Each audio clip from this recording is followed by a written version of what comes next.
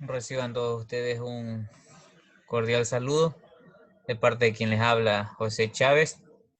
En este momento voy a dar a conocer un tema con respecto a la asignatura de contaminación y tratamiento de efluentes. El tema está basado en la contaminación ambiental y la contaminación de los ríos.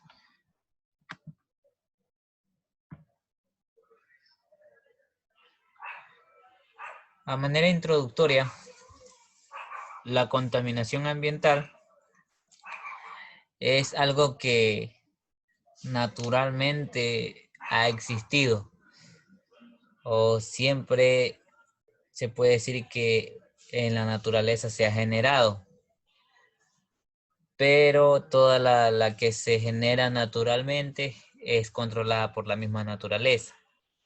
Pero hasta hace pocas décadas no se consideraba un problema, más en la actualidad los efectos negativos sobre el ambiente y la salud lo demuestran. Esta contaminación a manera excesiva inició cuando el ser humano aprendió a generar la producción en masa.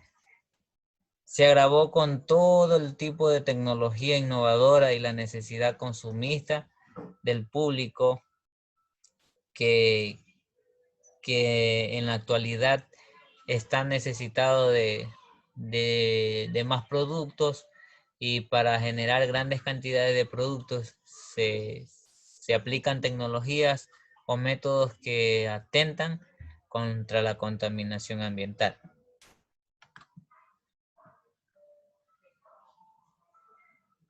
La contaminación básicamente la podemos definir como o tiene una definición por un investigador, Albert, en 1995 la definió como la introducción o presencia de sustancias, organismos o formas de energía en ambientes o sustratos que no pertenecen o en cantidades superiores a las propias de dichos sustratos, por un tiempo suficiente y bajo condiciones tales que esas sustancias interfieren con la salud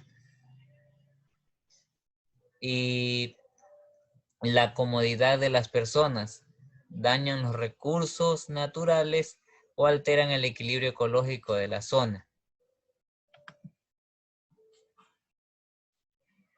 Esta imagen es presentada por una empresa o un instituto conocido como Pemex en el 2009, y reportan la generación de 81,6 miles de toneladas de residuos peligrosos. En sí, la imagen se define como la generación de residuos peligrosos. Eh, Ahí podemos ver, de acuerdo a los porcentajes que se están presentando, lodos aceitosos un 28%, otros tipos de materiales 22%, sosas gastadas 21%, clorhidrocarburos 15% y residuos sólidos. Cada uno podemos ver en este diagrama de pastel cómo están representados.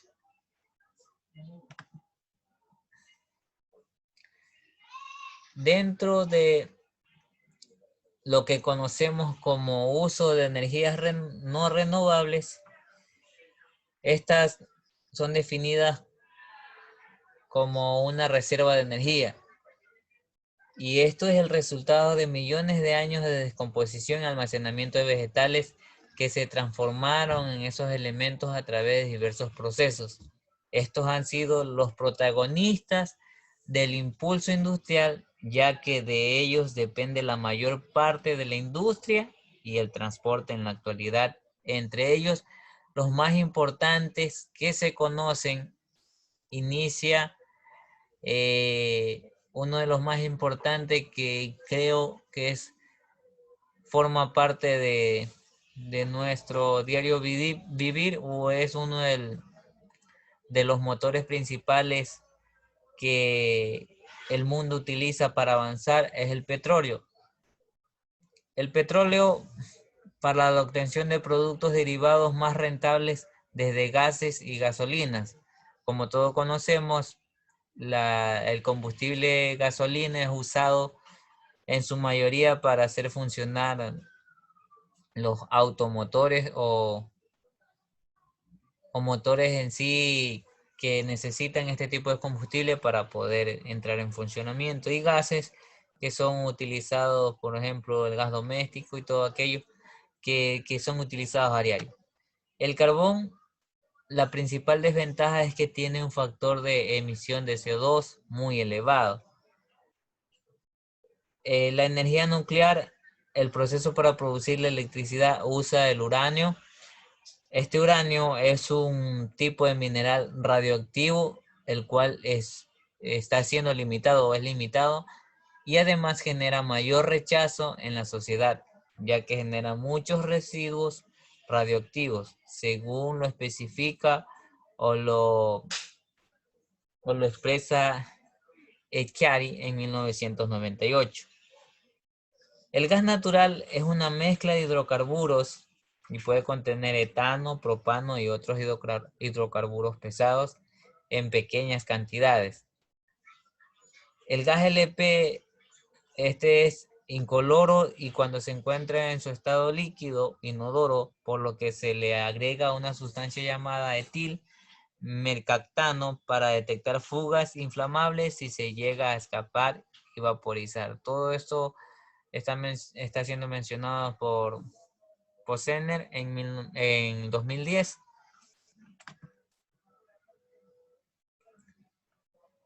En lo que tiene que ver a la energía renovable, como la palabra lo dice, esto proviene de los recursos naturales como el agua, el sol, el viento, y se los considera inagotables. En sí, si nos referimos al agua, básicamente para calentar esta agua, particularmente el agua, consiste en utilizar el calor de la radiación solar. La energía solar fotovoltaica se refiere a la electricidad, la cual es producida por la transformación de una parte de la radiación solar con una célula fotoeléctrica. Si nos vamos a lo que es energía eólica, se convierte la energía cinética del viento en electricidad a través de ciertos molinos de viento, ciertas estructuras que tienen unas aspas o hélices que hacen girar un eje central conectado mediante una serie de engranajes a un generador eléctrico. Y dentro de lo que es energía hidráulica, esta aprovecha los principios físicos más elementales para convertir la energía potencial del agua almacenada en energía cinética del agua en recirculación, según Davis y Mastin en 2005. Para entrar a conocer lo que es la contaminación de los ríos y sus efectos en las áreas costeras y el mar, como la imagen lo está expresando, todos esos desechos generados por el humano mismo, en sí los ríos como vía de ingreso de contaminantes al mar fue reconocida por primera vez en la conferencia técnica de la FAO sobre la contaminación marina y sus efectos en los recursos vivos. Esto fue en el año 1970, y a partir de este año fue que se comenzaron a generar o preocupar por la contaminación que se estaba generando, y dentro de esas conferencias se crearon tipos de leyes o derechos denominados como derechos del mar o derechos de los recursos hidráulicos, de los recursos del agua. Y como observamos en las imágenes, la primera imagen donde vemos un tipo de tuberías lanzando o tirando efluentes a un lugar o a un río. Esto está cargado de ciertos tipos de químicos, materia orgánica, altos contenidos de nitrógeno y fósforo, y todo esto va afectando la, la morfología o la composición natural de los ríos, los cuales su destino final es llegar al mar. Y en la segunda imagen pues vemos un medio de transporte, el cual está cargado de todos los residuos o basuras generadas por el ser humano. Todos son desechos domésticos y estos también van al mar, a los ríos, los cuales también provocan o desestabilizan la composición natural del río y el mar. La contaminación del medio marino se entiende que es la introducción por el hombre, directa o indirectamente, de sustancias o de energía en el medio marino, incluidos los estuarios, que produzca o pueda producir efectos nocivos, tales como daños a los recursos vivos y a la vida marina, peligros para la salud humana, obstaculización de las actividades marítimas, incluidas la pesca y otros usos legítimos del mar. En el siguiente recuadro podemos ver contaminantes y procesos y fuentes que afectan la calidad del agua. Dentro de los contaminantes y procesos tenemos, por ejemplo, vamos a analizar ciertos, en primer lugar, contaminantes orgánicos. A esto se los describe cuando entran a descomponerse en el agua y disminuyen el oxígeno disuelto, induciendo la eutrofización. Básicamente las fuentes de estos contaminantes son fuentes de las industriales, domésticas y asentamientos humanos. Si nos vamos a observar lo que son nutrientes, su descripción básica es que incluyen principalmente fosfatos y nitratos. Su incremento en el agua induce a una eutrofización. Se originan de desechos humanos y animales detergentes y escorrentía de fertilizantes agrícolas.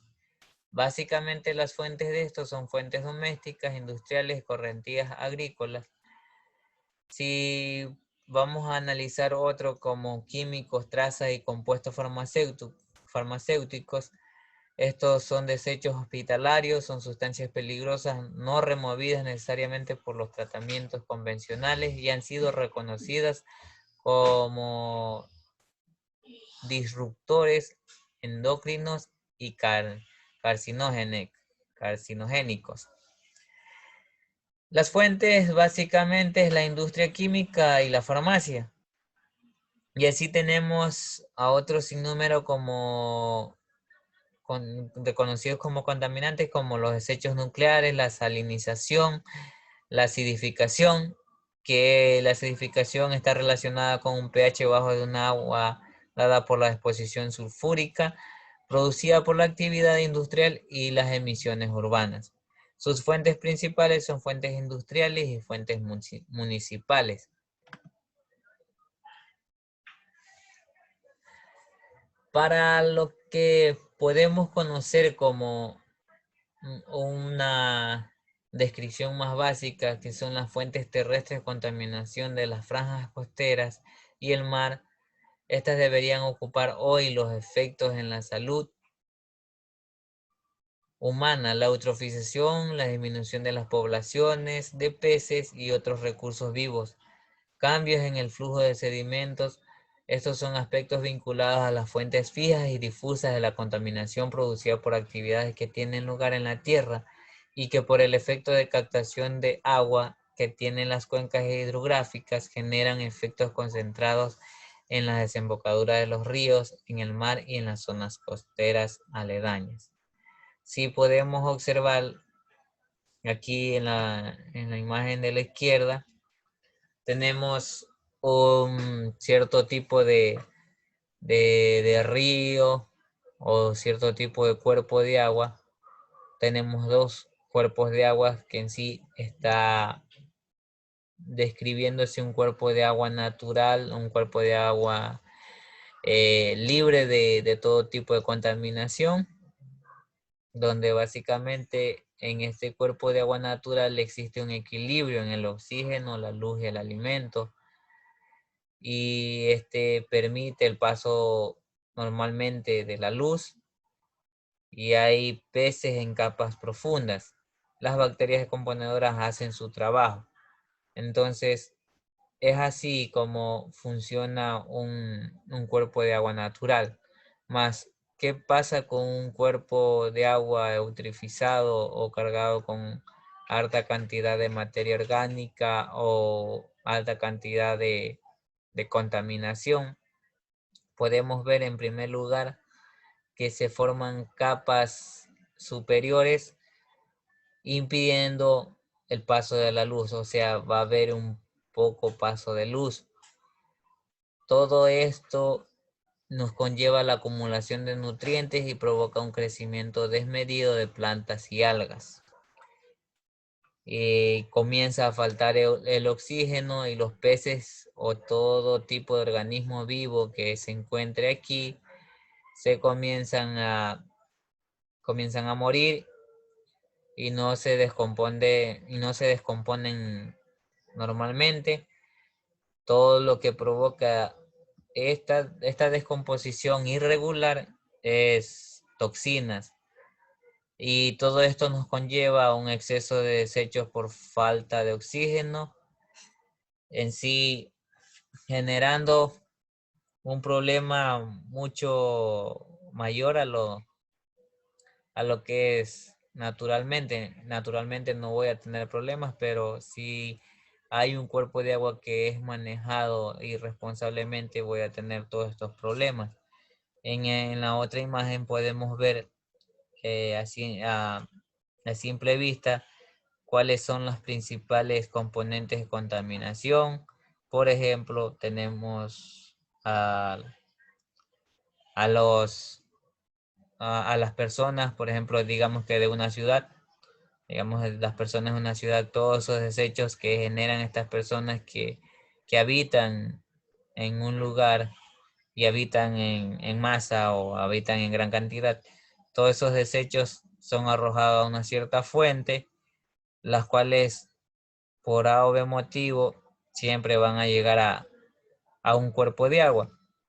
Asimismo existen industrias o empresas de producción, ya sea de producción de cierto tipo de material o cierto tipo de cultivo, que toda esa agua o desechos que generan siempre va a terminar en lo que es un cuerpo de agua. En este caso sería de los ríos y finalmente en los mares. Y pues también tenemos a la agricultura, que es uno de las de las partes de trabajo o de las actividades de trabajo que genera una gran cantidad de químicos por todos esos químicos que son utilizados para controlar tanto el crecimiento como la contaminación o eliminación de ciertos tipos de plagas para mantener libre al cultivo que se está generando, pero todos esos desechos o residuos que van quedando, finalmente por el hecho de producirse grandes lluvias, su destino es el mar, es el río en primer lugar, y de ahí desembocan al mar.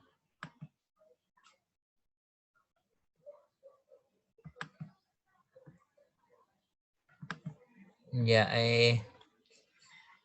de acuerdo con Hexan en 2001, las principales fuentes de contaminación presentes en las industrias son los nutrientes, metales, componentes de los combinados con aceites, grasas y productos químicos, los que entran en las corrientes de desechos domésticos a través de los sistemas de alcantarillado y la escorrentía proveniente de las plantas procesadoras de alimentos y bebidas.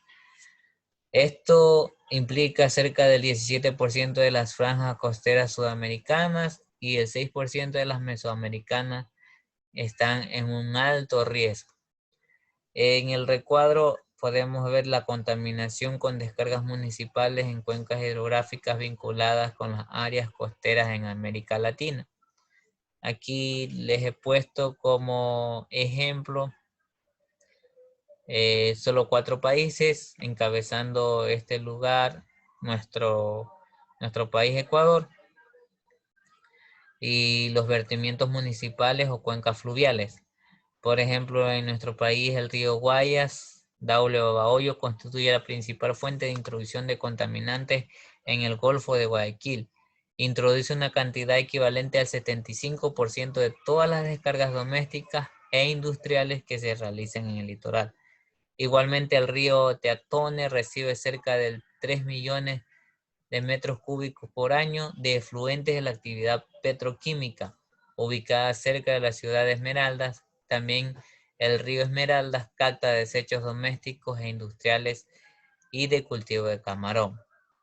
Y pues también vemos otro de los países que es Panamá, los vertimientos municipales en las cuencas fluviales, las aguas servidas con los suburbios Miguelito, Tucumén, Arratlán y Chorrera son introducidas a la bahía de Panamá a través de los ríos Metaznillo, Juan Díaz, los que son responsables de los altos valores de coliformes en las aguas y algunas playas de la bahía.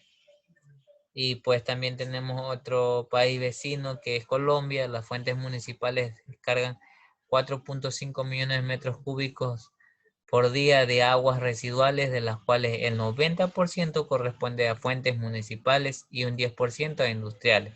Además se descargan 142.000 metros cúbicos por día de desechos sin carne y 102.600 metros cúbicos por día de minerales y 76.000 metros cúbicos por día de desechos de la fabricación de vidrio, 60.000 metros cúbicos por día de derivados de la fabricación de cerveza y 59.640 metros cúbicos por día de desechos de la industria del papel. La principal cuenca contaminada corresponde al Cauca Magdalena, que cubre aproximadamente el 22% del territorio del país y recibe aproximadamente el 60% del total de la contaminación de las aguas superficiales del país.